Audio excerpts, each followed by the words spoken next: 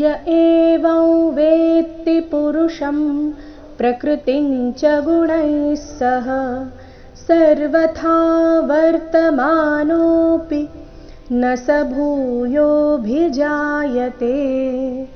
य एवं अनुस्वार नासिका व ರೀತಿ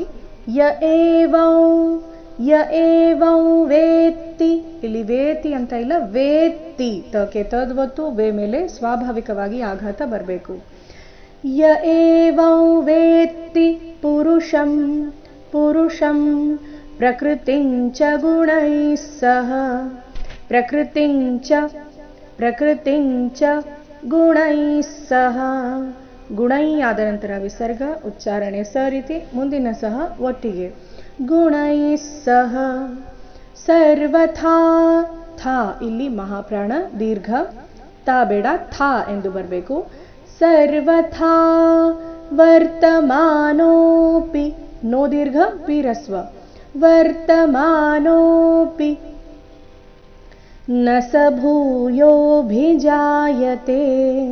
ನ ಸ ಭೂಯೋ ಎರಡು ದೀರ್ಘ, ಭೂ ಮಹಾಪ್ರಾಣ ದೀರ್ಘ.